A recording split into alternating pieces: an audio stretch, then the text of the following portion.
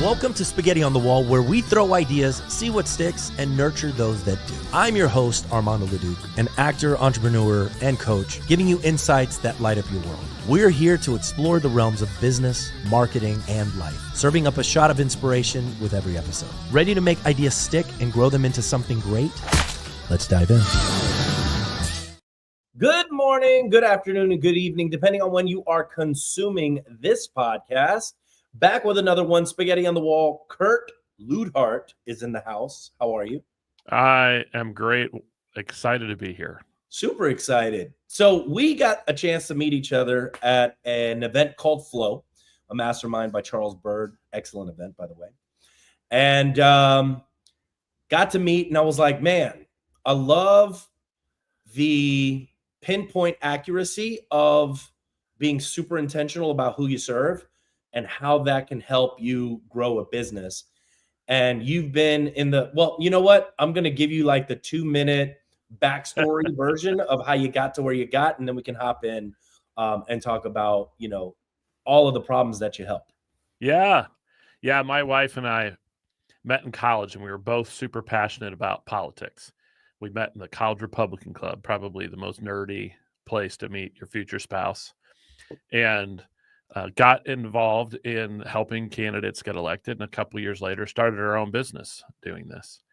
And over the course of almost 20 years now, 19 years in October, we've helped elect over 103 members of Congress and 15 governors and 15 U.S. senators and one president, all using digital marketing.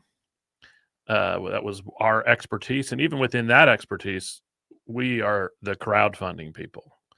We help political candidates raise small dollar contributions.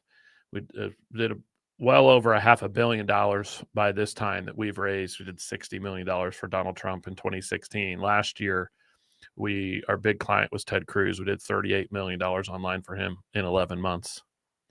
And at one point realized we love doing these political candidates, but as much as I think I've worked for a lot of really great people who are smart and capable, I don't think a politician's really going to save us. If we've got problems in the country, we got problems in the economy, we got innovations need to happen. It's not going to come out of government. It's going to come out of businesses, entrepreneurs, and innovators. We wanted to help businesses, and we thought, what is it that we're good at that can really help a business? There's, we're a marketing agency. There's a lot of marketing agencies.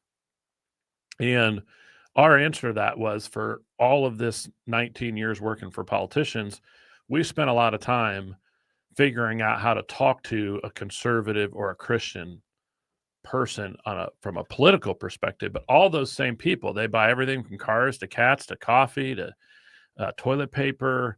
They have cell phone plans. There's everything you can think of, they buy.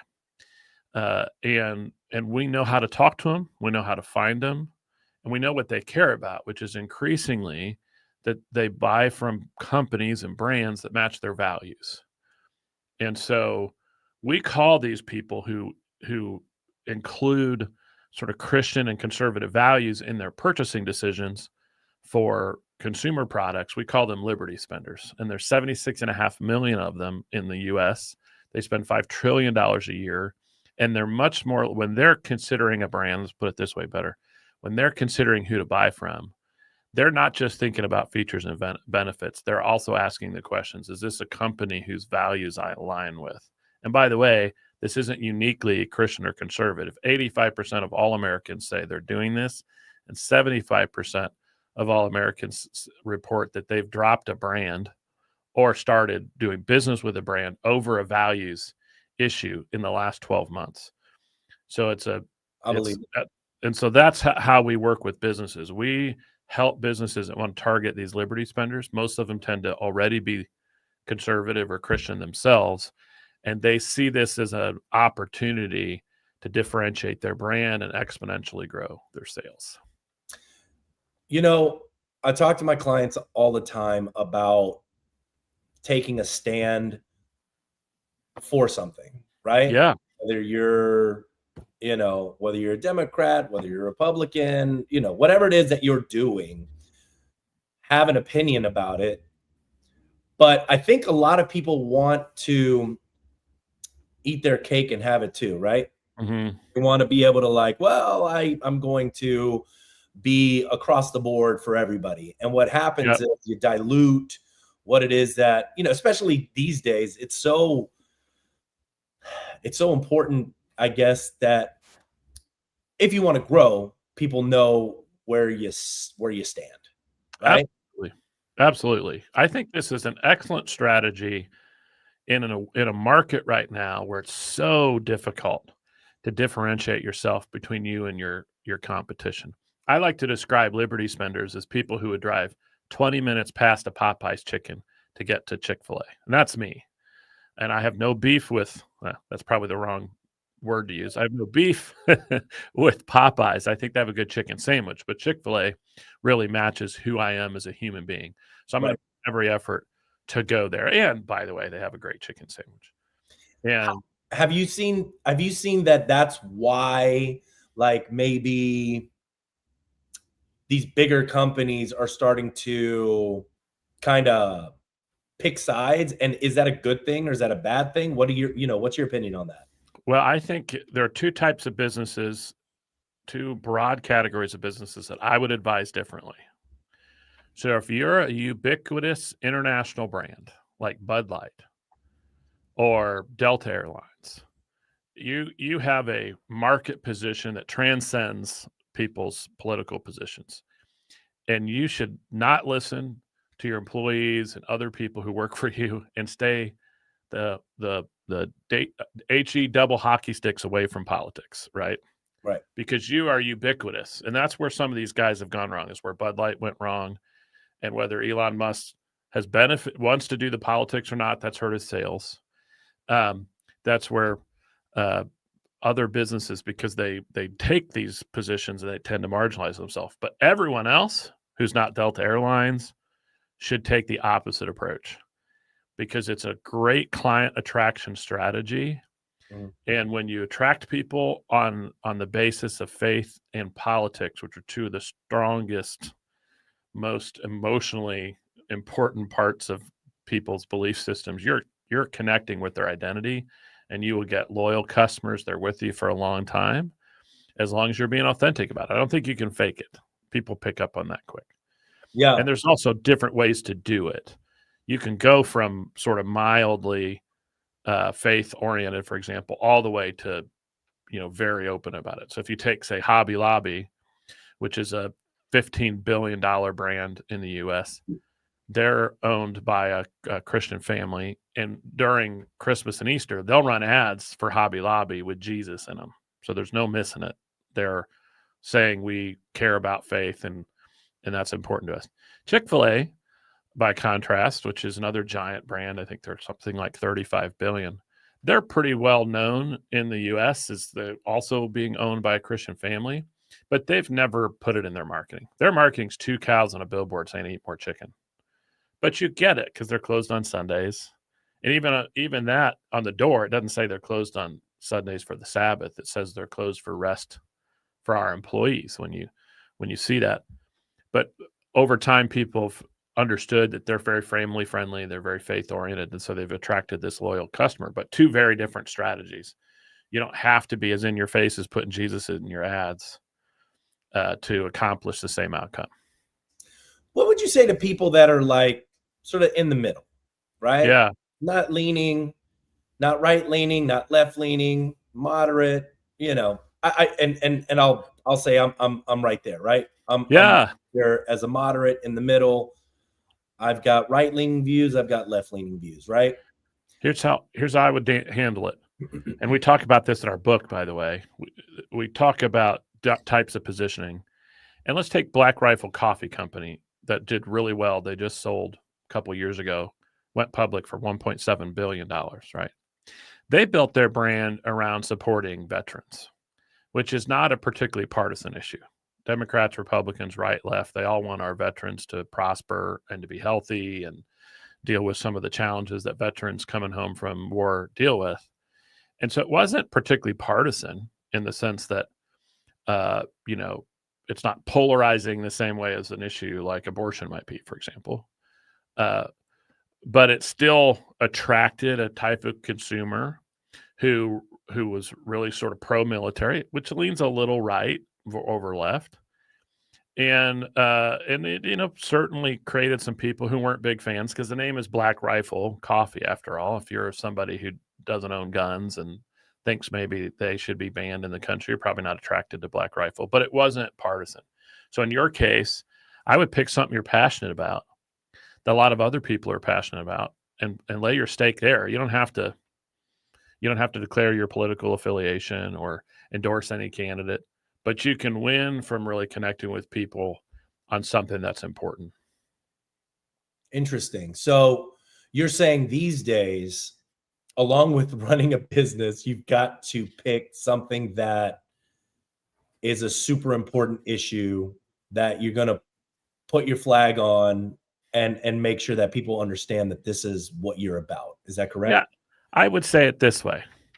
We already know that 85% of your customers are asking themselves already, do I trust this Armando guy and his company?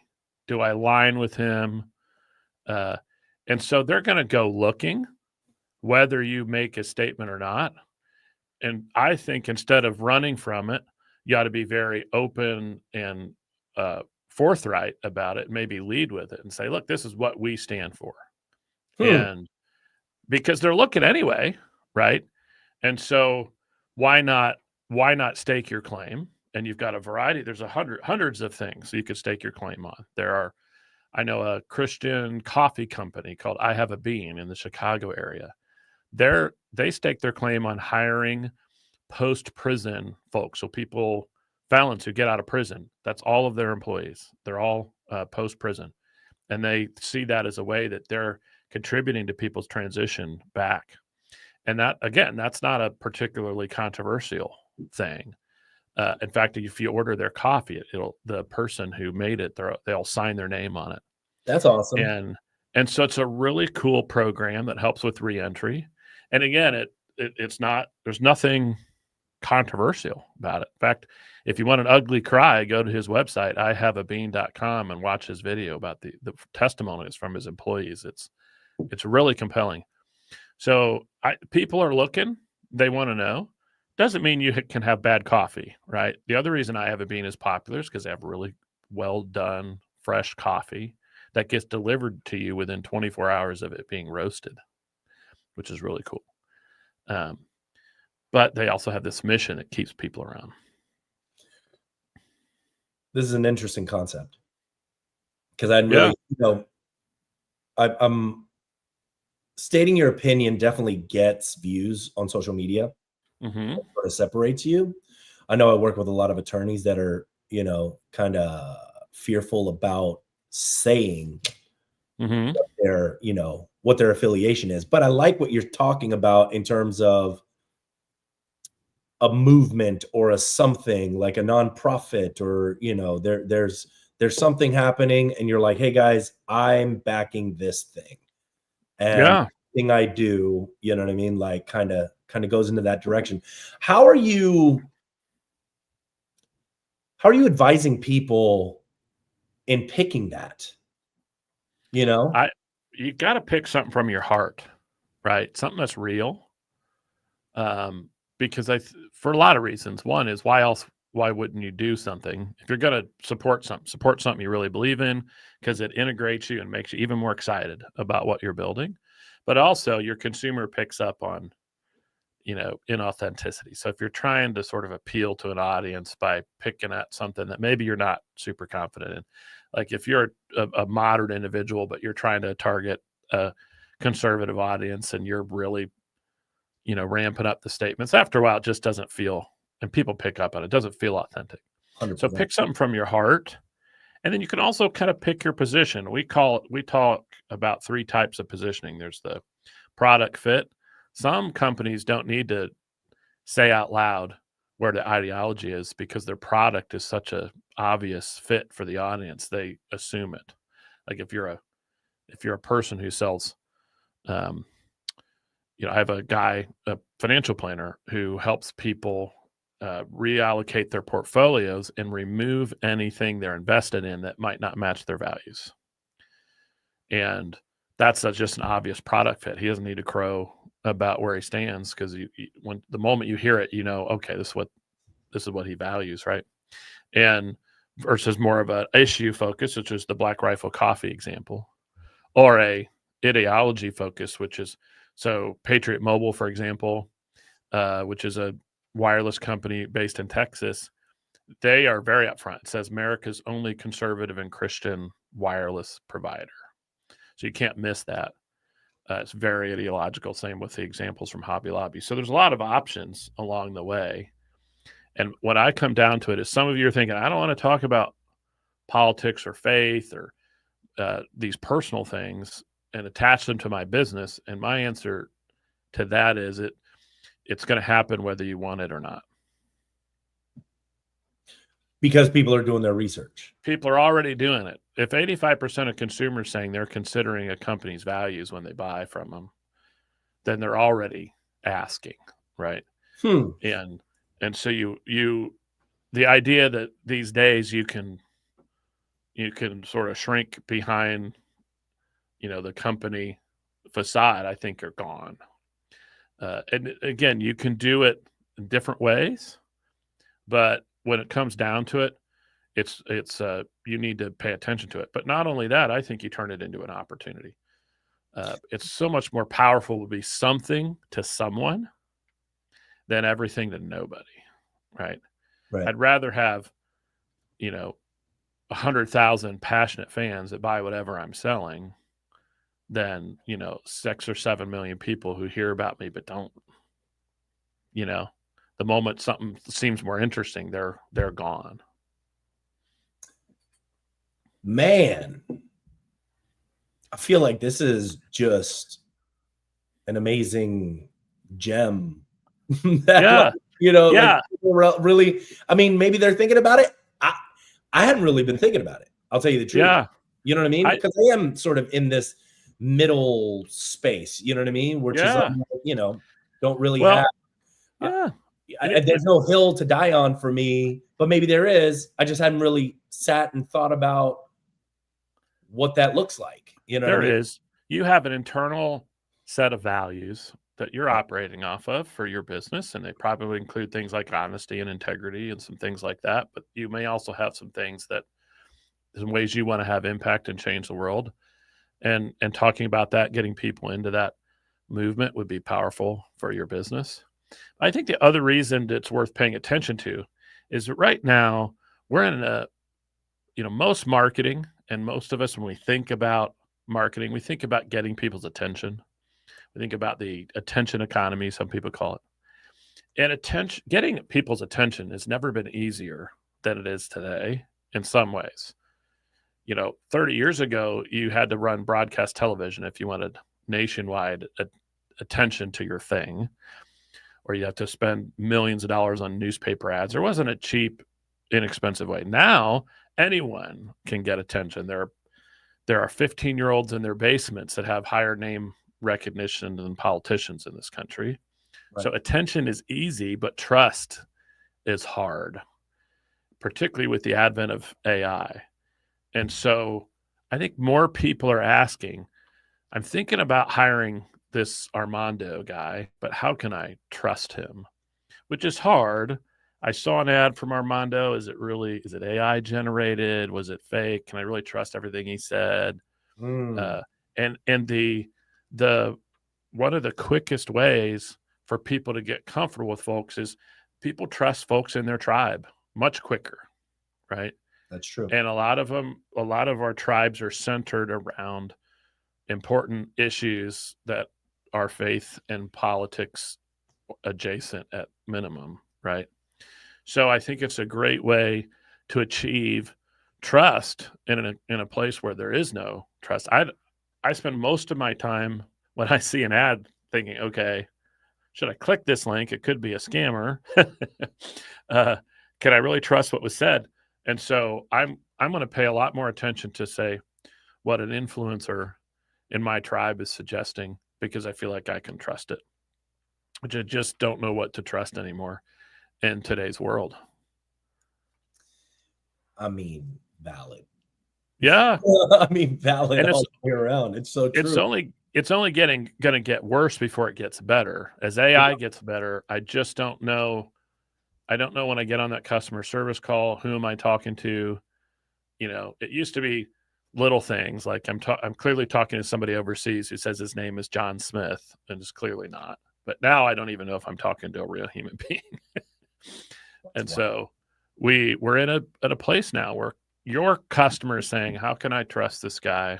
How do I know he's going to stand firm? I think particularly in the legal profession, I think it's one of the biggest things. It's one thing to hire a lawyer to fight my side and to find out they may not even believe I'm worthy of their time and effort. They're just getting a paycheck, right? Versus hiring somebody who I know thinks I'm in the right here, and they're not just doing the work because they're paid, but because they believe in what I'm, the challenge I'm dealing with.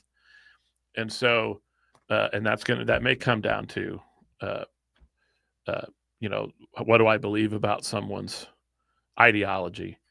And so I think there's advantage for everybody. I'm not saying that every business in the country ought to tackle this, but I think a lot of them, this makes a giant sense to put a big emphasis on this.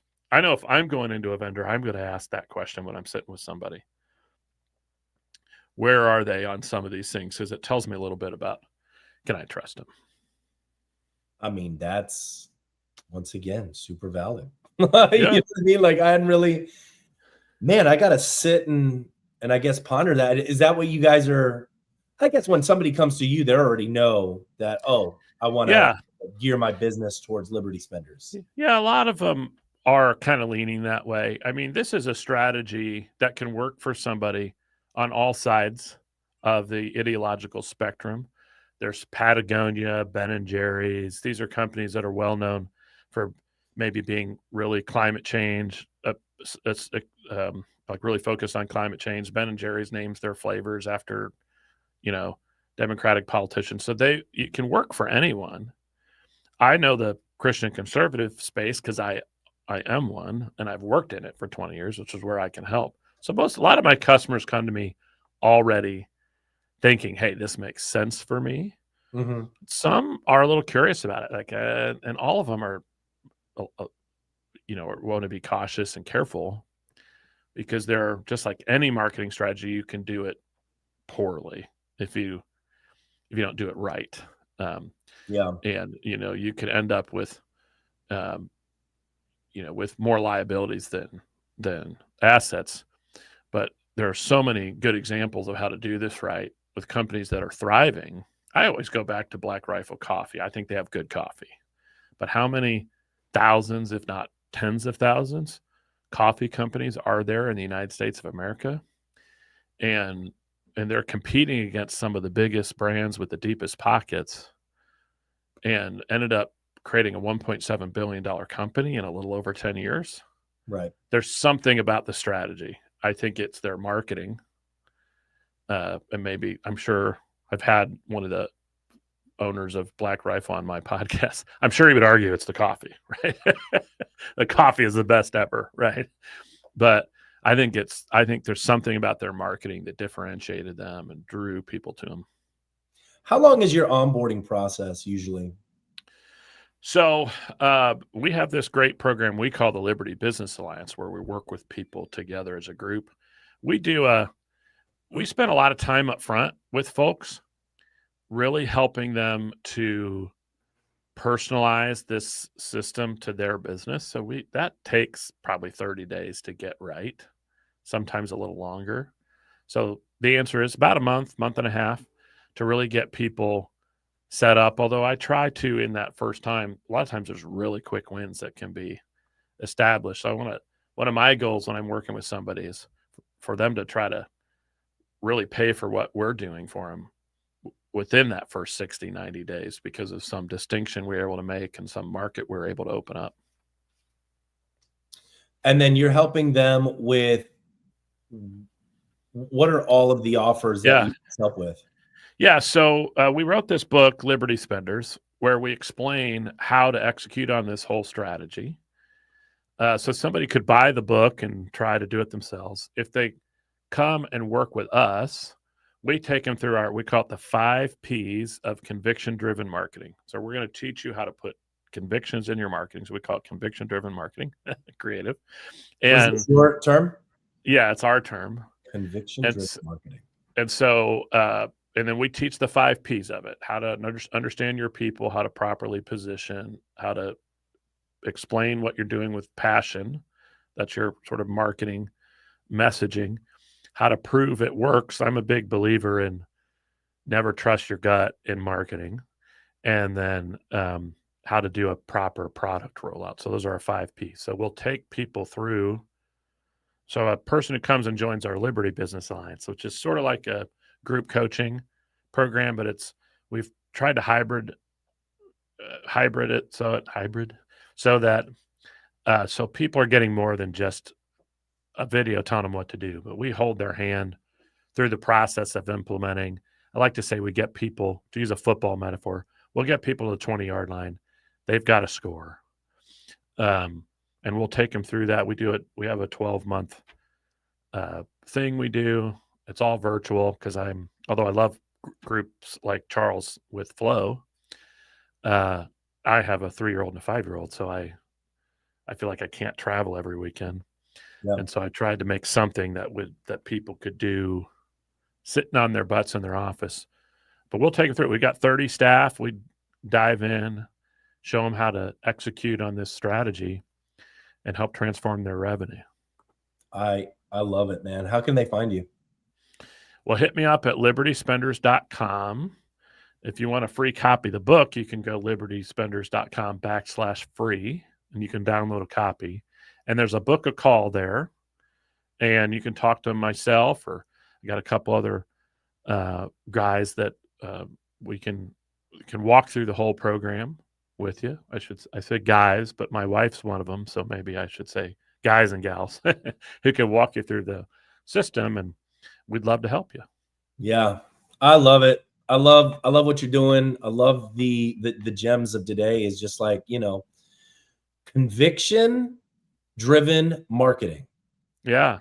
That's the biggest takeaway from that I got from today is just, find something that you can stake your claim on and then ride it. Yeah. Yes, people will connect with that. They will connect with you on a whole different level. You want people emotionally connected to your business. No better way to do it than through conviction-driven marketing. I love it. Kurt, I really do appreciate you being here. I'll see you in Austin for the next Flow Mastermind tour. And this episode brought to you by Leduc Entertainment for all of your production needs, videos, podcasts. We got you. Keep listening, keep watching, and we'll see y'all next time.